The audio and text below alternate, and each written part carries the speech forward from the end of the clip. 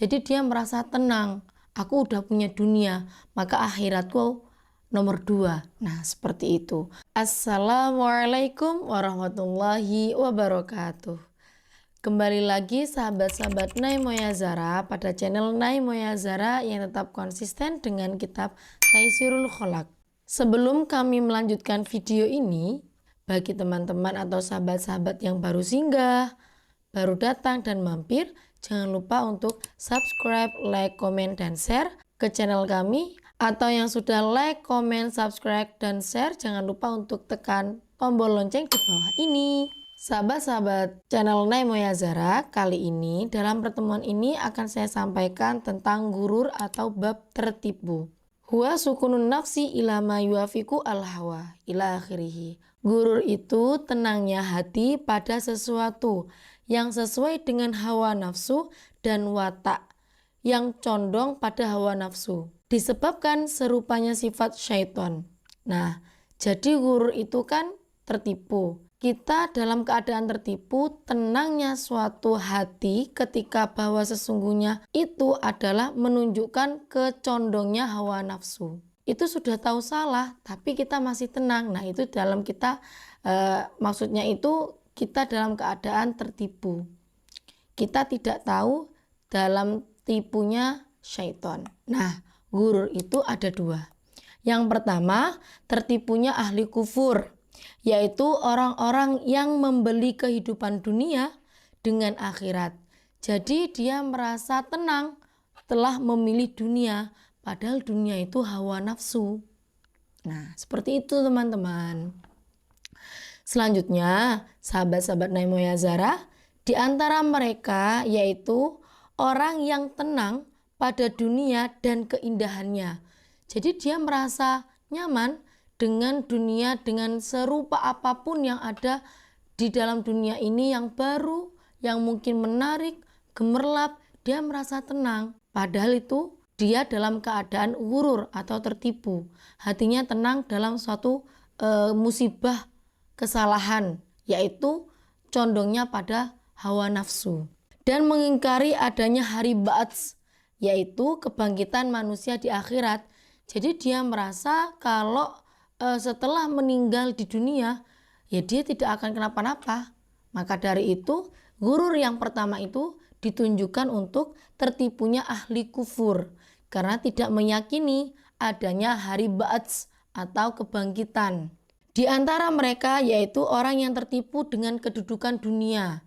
Jadi dia merasa ada di atas, sudah menguasai semuanya, dia merasa tenang, padahal itu semuanya adalah hawa nafsu. Nah, dia tertipu dengan ketenangan seperti itu. Dia menyangka bahwa dunia dibandingkan dengan tempat kembali dan rahmat Allah itu lebih utama. Jadi dia merasa dunia itu lebih dari segala-galanya. Lebih dari dunia hari kebangkitan, lebih dari rahmatnya Allah. Jadi dia merasa tenang. Aku udah punya dunia, maka akhiratku nomor 2. Nah, seperti itu. Padahal akhirat itu tetap nomor 1, baru nomor 2 dunia. Seperti yang dikutip oleh guru saya, janganlah kamu susah jika hanya bisa bekerja. Kamu harus bisa mengaji. Kalau kamu bisa mengaji, kamu pasti bisa bekerja. Karena di ngaji, kamu pasti punya tuntutan untuk bekerja. Entah harus menafkahi, atau bahasa Jawane ngobahne tangan. Jadi kamu harus bisa mengaji agar bisa bekerja, tapi jangan hanya bisa bekerja akhirnya lupa mengaji. Selanjutnya, gurur yang kedua yaitu tertipunya orang yang bermaksiat dari golongan orang-orang mukmin. Dia sudah mukmin, tapi dia tertipu dengan ketenangan maksiat. Kalau yang pertama tadi tentang kufur, sekarang orang-orang mukmin yang tertipu dengan keadaan maksiat. Di antaranya yaitu orang yang tidak mau beramal karena tertipu dengan merasa luasnya pengampunan Allah yang maha luhur. Dia tidak mau beramal, dia tidak mau beribadah dengan keyakinan, toh Allah pasti mengampuni aku. Allah itu mempunyai sifat rahmat dan maghfirah, menyayangi dan mengampuni. Jadi kalau aku mungkin meninggalkan sholat hanya 1 waktu, mungkin akan diampuni. Nah, keyakinan seperti itulah ketertipuan seperti itulah yang membuat hati manusia tenang, tapi sesungguhnya itu adalah condongnya ke hawa nafsu. Dan tertipunya orang mukmin lagi yang kedua, bergantung pada ketaatan bapak atau nasab leluhur. Oh, aku anaknya kiai, jadi aku nanti akan dijamin. Nah, seperti itu tidak baik, teman-teman. Nasab, ketergantungan nasab atau luhur itu tidak baik. Lebih baik kita bertaruh dengan nasib sehingga menimbulkan nasab yang baik. Kalau kita hanya mengandalkan nasab, maka kita belum tentu mendapatkan nasib yang baik. Tapi kita dengan nasib yang baik, maka akan menimbulkan nasab yang baik. Jadi karena kita ketergantungan dengan nasabnya ayah atau leluhur atau orang tua dari orang tua kita, kakek kita, maka itu juga termasuk dari tertipunya orang mukmin, hingga dia mengentengkan atau memudahkan semuanya. Toh bapakku kan kiai, toh bapakku kan polisi, jadi semuanya akan dimudahkan. Bapakku kan kiai, jadi semuanya pasti ada sesuatu yang memudahkan pergerakan ini. Nah, itu adalah bentuk tertipunya seorang mukmin. Dan yang terakhir, sahabat-sahabat Naimoya Zara, tertipunya orang-orang mukmin yaitu merasa banyak ilmu sedangkan dia tidak tahu. Kesombongan. Dia sudah tahu kalau dia tidak tahu, tapi dia tidak mau belajar. Nah, kalau dalam kutipan sebuah kitab, orang yang tidak tahu itu poin kesalahannya ada 4. Yang pertama, jelas karena dia tidak tahu. Dan yang kedua, sudah tidak tahu tapi dia malah tidak belajar. Dan yang ketiga, sudah tidak tahu tapi dia malah tidak mau mencari guru. Dan yang keempat, sudah tidak tahu, dia malah tidak tahu kalau dirinya tidak tahu. Maksudnya begini, dia merasa dirinya benar. Nah, orang-orang yang seperti itu dah orang-orang mukmin yang tertipu. Sahabat Naimoya Zara, selanjutnya dari ghurur. Yang pertama, sesungguhnya menyukai sesuatu tanpa berusaha mendapatkan di dalam sebab atau proses pendapatannya adalah kerakusan yang tercela. Jadi sahabat-sahabat Naimoya Zara, ketika kita menyukai sesuatu, maka kita harus mengusahakan untuk mendapatkan sesuatu tersebut disertai dengan doa.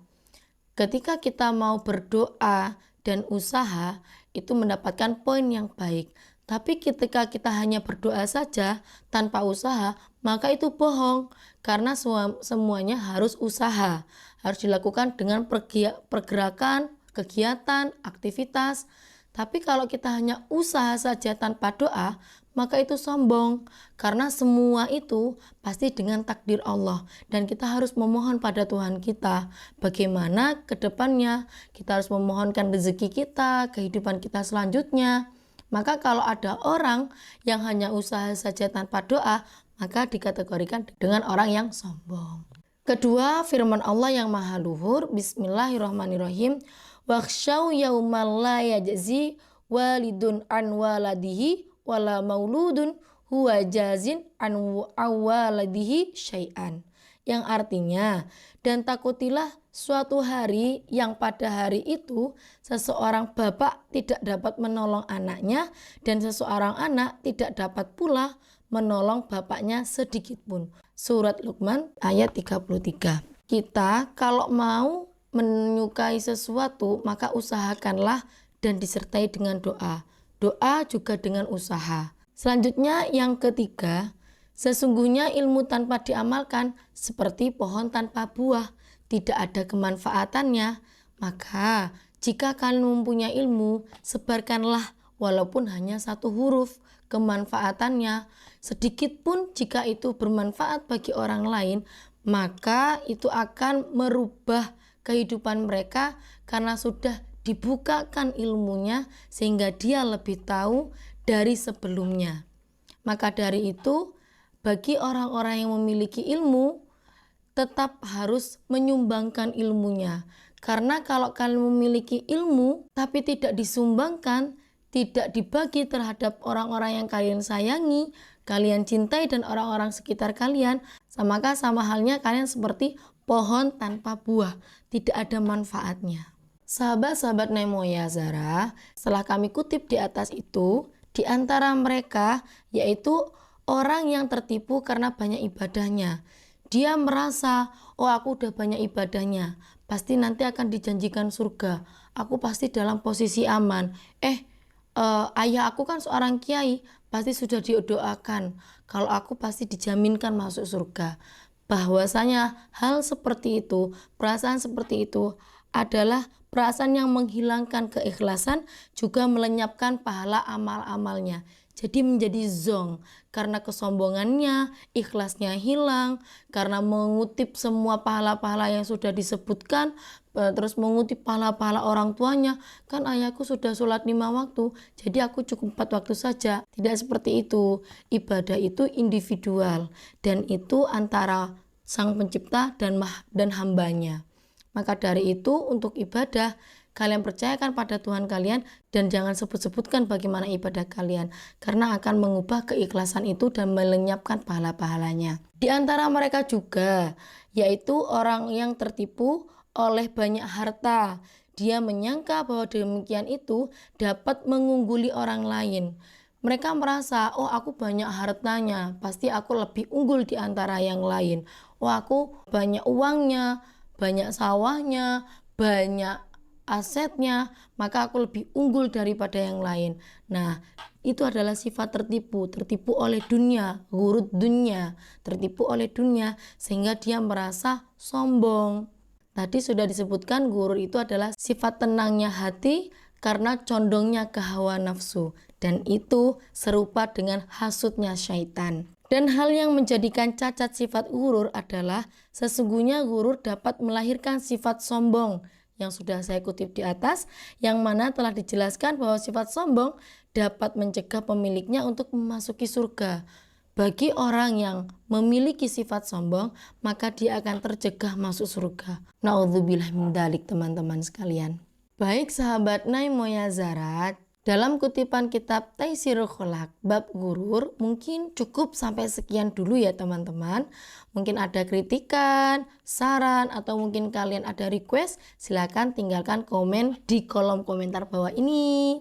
Jangan lupa ya, subscribe, like, komen, dan share ke teman-teman kalian agar channel kami lebih semangat untuk membuat video-video yang lebih manfaat lagi. Kurang lebihnya mohon maaf. Wallahu muwaffiq ila aqwamit thoriq.